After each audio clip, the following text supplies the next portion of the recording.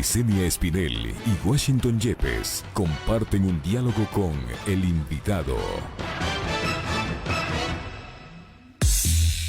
En Punto Noticias hablamos de...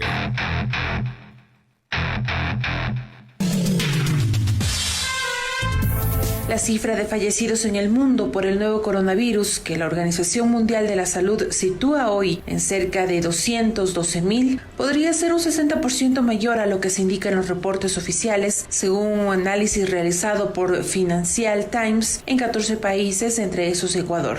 Las estadísticas exponen 122,000 muertes por encima de los niveles normales en las naciones analizadas: Austria, Bélgica, Dinamarca, Inglaterra y Gales, Francia, Italia, Países Bajos, Portugal, España, Suecia, Suiza, Indonesia, Estados Unidos y Ecuador. Este último alcanzó las 871 muertes por COVID-19 y 24,258 casos confirmados, según el último informe del COE nacional. Pero estos datos, aunque oficiales, dejan de lado otros parámetros. Aún hay un promedio de 13,237 muestras represadas que se analizarán en los próximos días, otros 1,138 decesos bajo sospecha de coronavirus y un número de pruebas de diagnóstico que cubren tan solo el 3% de la población, es decir, unas 170,000 personas.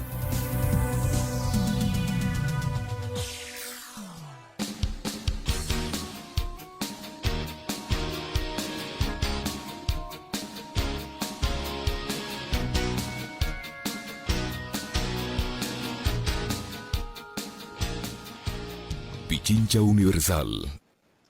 Las 7:39, estamos conectados ya con el doctor Álvarez, Víctor Álvarez, presidente del Colegio de Médicos de Pichincha. Datos extremadamente preocupantes que ayer inclusive fueron confirmados oficialmente, ¿no? Es decir, en un solo día se registraron 208 personas fallecidas por COVID-19. Es la primera vez, por cierto, este dato de manera oficial. Esto nos hace dar cuenta, doctor, y obviamente nos pone en una situación de preocupación extrema por la situación que estamos pasando. Y lo mejor en este tipo de circunstancias es ser transparente. No caemos en el alarmismo como ciertos funcionarios dicen. No, hay que decirle la verdad al Ecuador y al mundo.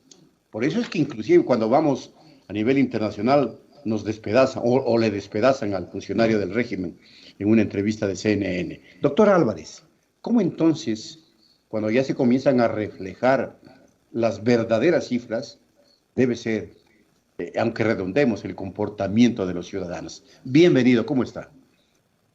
Muy buenos días. Mire, para nosotros siempre ha sido preocupante la calidad de la información que ha dado desde el inicio el gobierno sobre la crisis de la pandemia del coronavirus. Creemos que es sumamente importante sincerar las cifras. Una vez sinceradas las cifras, se puede hacer todo un proceso para la tan anhelada fase de distanciamiento social. Si usted no tiene unas cifras reales, unas cifras sinceras, unas cifras actuales, obviamente todo proceso de salida del aislamiento social al distanciamiento va a crear más problemas que beneficios. Eso tiene que ser aplicada en la situación, en el manejo de la información respaldado con pruebas diagnósticas veraces y calificadas como es el PCR. Además del aumento de las muertes confirmadas por coronavirus, también todos los días aumenta el número de personas fallecidas por causas probables. Estas causas probables son aquellas que aparentemente nunca ingresaron con diagnóstico. Los pacientes estuvieron en su domicilio y la enfermedad en menos de 48 a 72 horas se agudiza, necesita cuidados intensivos y si el paciente no es tratado de una manera adecuada, obviamente va a fallecer en su domicilio o lo que sucede, fallece al llegar a las unidades de atención hospitalaria. Esto es peligroso y por eso nosotros nos mantenemos en la posición de que el 4 de enero es una fecha muy apresurada para el famoso cambio de semáforo verde, digamos amarillo, rojo al semáforo amarillo. Doctor Álvarez, buenos días. Le saluda Licenia. Yo le escuchaba ayer en este conversatorio que mantuvo con otro experto, con el señor Simancas, la prefecta de Pichincha y otras personas más. Y usted ahí explicaba que la situación todavía está lejos de ser controlada. Ayer vimos un incremento considerable en el número de fallecidos, de más de 200 personas, 282 para ser exactos, así como en el número de contagios. ¿Esto qué nos quiere decir? Bueno, nosotros hablamos siempre de una variable que causa más impacto, que es la situación de pacientes fallecidos, de pacientes ingresados con sintomatología moderada y aquellos que se encuentran con pronóstico reservado. Pero esos son alrededor, a lo máximo, del 20% de pacientes. El resto de pacientes son pacientes que se encuentran asintomáticos con sintomatología leve, que han sido detectados quizás porque fueron por contacto o por alguna situación aleatoria. Y el problema es que existen muchos ciudadanos quiteños y quinchanos, ecuatorianos, que están circulando normalmente y que sin saberlo, porque eso hay que ponerlo en énfasis, sin saberlo pueden estar con una carga viral, pueden ser pacientes asintomáticos, y si no se mantienen las normas debidas del distanciamiento y la protección con mascarilla, lavado de manos, evitar tocar de manera indiscriminada las perillas, manillas, pasamanos, etcétera, ellos son los que van a causar la fuente de infección y eso se escapa al control. Los pacientes hospitalizados lo que hacen es estar en su cama hospitalaria y van a contaminar al profesional sanitario, al personal sanitario, que es otra situación que más adelante yo voy a hacer una denuncia que tenemos los profesionales de la salud, una denuncia grave en ese sentido. Bueno, antes de la denuncia, doctor, ratifiquemos esto que me parece a mí importante, porque cuando no se habla con la verdad, la ciudadanía se confunde y de manera peligrosa. Lo que pasó justamente con esta información que se dio el fin de semana anterior de que se pasaba del aislamiento al distanciamiento, se ha corroborado con la información de ayer de que eso era una locura y en términos reales era una locura. En un día se registran 280 muertes, en un día, lo que implica que el incremento es tremendo y las posibilidades de contagio también son tremendas, doctor Álvarez. Insistamos un poquito en esto y más que todo en normativa para que la gente pues tome conciencia de lo que se trata el asunto. Bueno, la situación, como le digo, no solamente se tiene que ver en el número de variables. Cuando un paciente es un paciente que tiene pronóstico reservado, la mortalidad aumenta ostensiblemente. Hay estudios que hablan del 50 al 90% de mortalidad en los mejores centros hospitalarios, pero también hay que tomar en cuenta que la situación de prevención es la que se tiene que manejar. Nosotros no nos oponemos al cambio, porque tiene que haber un cambio, obviamente tiene que haber un cambio. No podemos vivir toda la vida aislados, tenemos que hacer un cambio programado, cumpliendo los parámetros que habla la Organización Mundial de la Salud para que esta segunda fase o este cambio de fase no sea traumática y no traiga un efecto a corto plazo, que es el que teme la Organización Mundial de la Salud en países que aparentemente se sienten ya tranquilos en ese sentido y que hay un apresuramiento en el distanciamiento social. La Organización Mundial de la Salud es muy clara, manifiesta que el riesgo de una segunda oleada es muy grande y que incluso esa segunda oleada va a ser más peligrosa. ¿Qué es lo que llamamos la segunda oleada? La segunda oleada son los pacientes contaminados, los pacientes infectados nuevamente, digamos los infectados, los nuevos, que crecen de una manera exponencial, poniendo en riesgo la respuesta del sistema sanitario. Entonces, ustedes saben que nosotros tenemos que convivir con el coronavirus por mucho tiempo. El volver a la normalidad ya no va a ser lo mismo. tendremos que volver con un empoderamiento, con un conocimiento y una disciplina y una solidaridad de la ciudadanía para evitar no solamente una segunda, sino una tercera, una cuarta oleada. Entonces, esto se necesita hacer un trabajo adecuado, fortalecer el sistema sanitario, fortalecer las normas de prevención, hacer un trabajo de educación, de concientización y empoderamiento de la ciudadanía. Eso es lo importante. Si no hacemos eso y tenemos una segunda oleada, nuestra provincia, Pichincha, tiene un riesgo que es latente de que la demanda de pacientes sea tan grande que supere la oferta del sistema sanitario y el sistema sanitario colapse. Doctor Álvarez, ayer varios médicos, como los integrantes de la Asociación de Neumología, entre otros académicos, rectores de universidad, etcétera, han enviado una carta pública al presidente Lenín Moreno en la que solicitan varios puntos, entre ellos observar una disminución continuada de los nuevos contagios, de mortalidad, equipar a los médicos, varios puntos en general, y se pide en su parte medular que se transparente la información y que las decisiones que se adopten se den en base a criterios científicos. ¿Usted cree que se está haciendo eso? ¿Que las autoridades están tomando en cuenta criterios científicos y que están consultando con expertos que conocen de la materia, que están viendo las realidades que se viven en otros países que tienen el mismo problema del coronavirus para tomar las decisiones? Nosotros dudamos de esa situación, creemos, como lo pusimos en nuestro comunicado, que las decisiones se están tomando por presiones de sectores económicos y sectores empresariales, que sí, en parte tienen la razón. Un problema de un efecto indeseable, un efecto colateral de la pandemia del coronavirus es el problema económico y el problema social. Pero todos los médicos sabemos, todos los profesionales de la salud sabemos que en problemas sanitarios, en problemas de enfermedad, nosotros no tratamos primeramente los efectos colaterales y no tratamos la raíz que ocurre eso.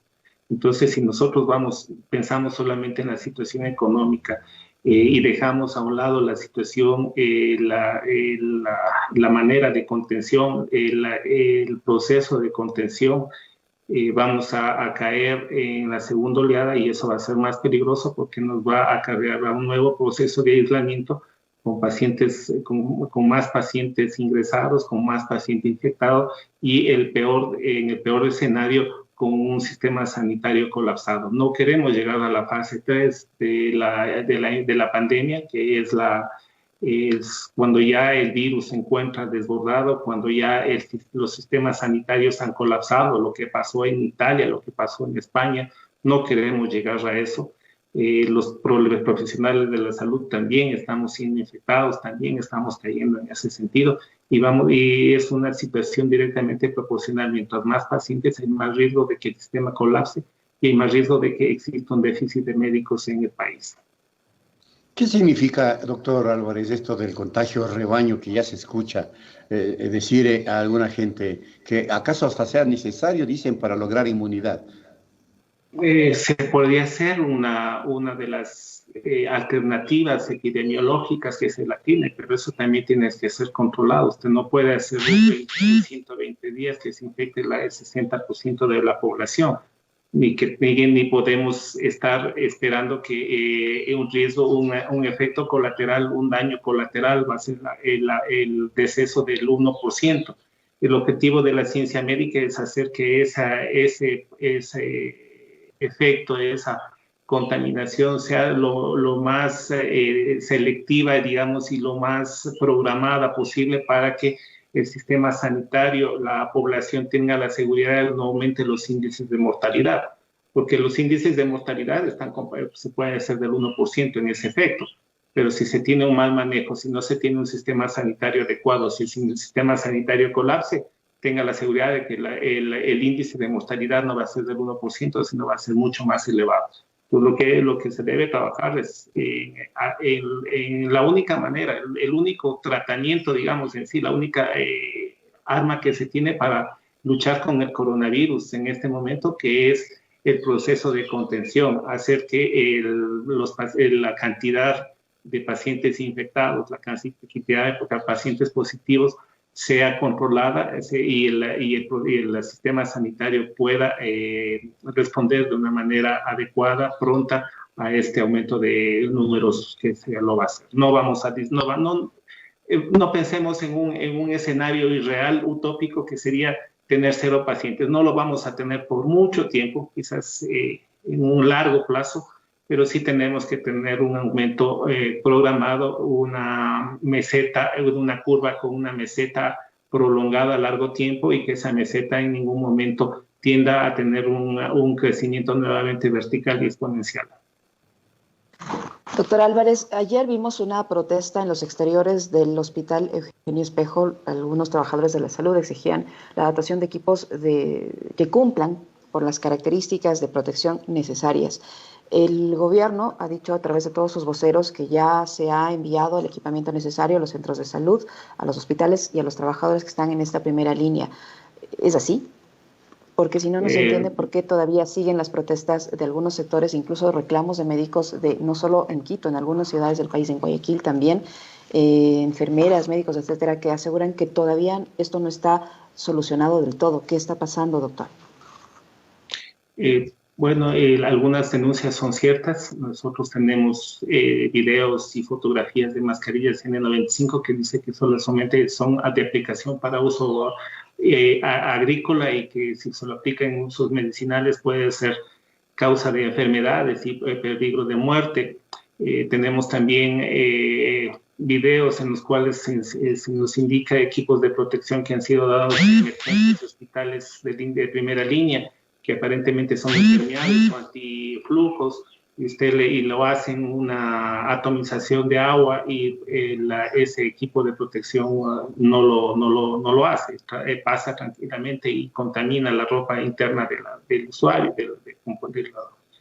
del profesional. Nosotros desde el primer momento nos hemos mantenido y nos mantendremos siempre en esa lucha, en ese constante ir y decir al ministerio, a la autoridad competente, al Estado, que el médico y profesional de la salud tiene que ser garantizado con equipo de protección, y que el hecho de darle un equipo de protección tampoco implica la seguridad, sino que el profesional de la salud tiene que ser inducido en un uso correcto, no solamente en la zona, sino cómo utilizar, cómo vestirse, cómo ponerse el equipo de protección personal, y lo más importante, cómo retirarse. Si es que existen fallas en eso, es deber de la autoridad de cada institución hacer un proceso de reentrenamiento. Nosotros estamos preparados en la situación técnica, en nuestros conocimientos, pero sí también necesitamos un reentrenamiento y una inducción en la utilización adecuada en el uso y el retiro del equipo de protección. Además, tenemos denuncias de hospitales en los cuales tienen una posición irreal, que quieren vanagloriarse de ser hospitales con 0 infectados COVID, que es algo utópico. A nivel mundial no hay ningún hospital que tenga esa característica. Todos tenemos el riesgo de contaminarnos, y están presionando a los compañeros para que vayan, trabajen, para que a pesar de tener sintomatología de COVID no se hagan las pruebas, que estén trabajando. No se les está dando el tiempo adecuado. Tenemos también el acoso, algunos que estamos en aislamiento por un contacto positivo en nuestra familia, el acoso permanente de las llamadas para que se agilice el proceso, para que regresemos rápido a trabajar. O sea, el hecho de que nosotros estemos en un aislamiento quiere decir que el Estado nos está obligando a quedarnos en nuestro hogar para precautelar el bienestar de los ecuatorianos, la salud de nuestra comunidad, y que se nos quiera exigir que vayamos a trabajar antes de cumplir los 21 días que dice la norma para realizar el segundo hisopado, o que se quiera exigir al profesional de la salud que de su bolsillo se haga los exámenes correspondientes, que tenga un egreso de $220, no solamente de él y de la familia. Eso es un abuso, eso es un acoso, una negligencia, eso raya en la violación de los derechos que tenemos los médicos como trabajadores y como seres humanos. A pesar del estrés que nosotros manejamos al estar en aislamiento, a tener un miembro de nuestra familia positivo y tener el riesgo de ser nosotros, porque tenemos que ser los cuidadores, y nuestros hijos que se contaminen, que existan llamadas en las que diga que tiene que apresurarse, doctor, usted tiene que venir a trabajar, hágalo, ¿cómo hacemos para agilitar el proceso? 21 días son muchos, usted tiene que venir a trabajar, doctor. Y la respuesta, yo respondí de esa manera, si quiere yo voy mañana, si yo puedo ir mañana a trabajar, no es que no quiera ir a trabajar, pero la responsabilidad de que yo todavía sea o tenga el coronavirus, sea asintomático y contamine a mis compañeros, la tienen ustedes. Entonces, esta es una denuncia que la hacemos, no solamente de una situación personal, sino también de muchos compañeros que están siendo acosados y siendo presionados para que con sintomatología vayan a trabajar, que se hagan que no se hagan los hisopados y que a pesar de estar en un aislamiento se incumplan las normas de epidemiología y vayan a cumplir solamente con su trabajo, que eso crea riesgo. ¿Por qué cree que hubo muchos problemas en el Hospital Baco Ortiz? Por un mal manejo administrativo. Entonces, creo que hemos dejado de ser los héroes y en este momento somos la carne de cañón que necesitan que estemos en primera línea, que estemos trabajando sin reconocer el derecho que nosotros tenemos y el derecho que tiene la población a que sus profesionales de la salud estén libres del coronavirus, para que en lugar de ser, ahí sí se va a cumplir lo que dice el ministro, vamos a ir nosotros a los hospitales a contaminar. ¿Pero por qué? Porque es por el acoso, por la presión de las autoridades, de los líderes del servicio, que les interesa más la situación de quedar bien su servicio antes que la salud de sus subalternos. Debería entenderse que este abuso, doctor, se da en los mandos medios de las instituciones, de los hospitales, porque no puede creerse que esto provenga de orden superior, porque si queda así, la cosa sería sumamente grave, aparte de la gravedad que ya implica lo que usted nos acaba de señalar, doctor. ¿De dónde proviene esta presión? ¿De los mandos medios? ¿Hay una orden superior? Los mandos medios los están haciendo esa situación para quedar bien. Como le digo, hay un gerente de un hospital de Quito que quiere mantener su unidad hospitalaria, entre comillas, con cero personal contaminado con COVID, que es algo utópico. Hay mandos medios que están haciendo eso. Nosotros como Federación Médica ya enviamos una carta quejándonos en ese sentido el 14 de abril al señor ministro, indicando que nosotros somos la primera línea y que tenemos ese riesgo y que además del problema psicológico, de toda esa alteración en nuestro psiquis, en nuestro esqueleto psicológico, que implica el estar contaminados o tener un familiar que también trabaja en el sector público, que se ha sido contaminado y mantenernos en el aislamiento, tener que soportar este acoso y esta situación de presión. Los profesionales estamos trabajando en primera línea, vamos a trabajar en ese sentido. Se está pidiendo que los compañeros acudan a esa convocatoria, que es una convocatoria también solamente por 3 meses de trabajo. Lo están acudiendo, pero también tenemos reportes de que de 15 compañeros que fueron contratados en un hospital, al segundo día 8 renunciaron porque no vieron que tenían las condiciones necesarias y el nivel de seguridad para tener un trabajo digno y seguro. ¿Esa situación se está viviendo, doctor Álvarez, en el Hospital Eugenio Espejo de Quito? Esa situación se está viviendo en todos los hospitales, en hospitales a nivel nacional. Todos los hospitales tienen en ese sentido, la mayor parte de ellos lo presionan, otros actúan de una manera adecuada. No podemos generalizar tampoco, pero sí tenemos que decir que estas situaciones particulares de centros de atención son las que están causando, en lugar de beneficio, más problemas en la situación. Imagínense que tenemos el 2.7 de médicos contaminados con coronavirus. A más de eso, el cerco epidemiológico, aunque no les gusta que se diga ahí, pero la situación de contactos que se ha tenido hace que los contactos directos también tengan un riesgo y tengan que realizar un aislamiento. En ese sentido, también algunos contactos han sido, no los han enviado a un aislamiento preventivo. Se les ha dicho que siempre y cuando tengan síntomas, les van a hacer las pruebas. Entonces, nosotros lo que estamos reclamando y estamos pidiendo y solicitando de una manera ya frontal a la autoridad sanitaria es que a todos los profesionales, por lo menos a los que están en primera línea, se tienen que hacer las pruebas rápidas, y por qué no aquellos que den positivo, que tengan sintomatología a lo más leve que sea, realizar pruebas diagnósticas definitivas como es el PCR. Esto le va a dar no solamente la tranquilidad al profesional y al trabajador sanitario, sino le va a dar la seguridad a la población de que no está siendo atendido por un profesional positivo asintomático.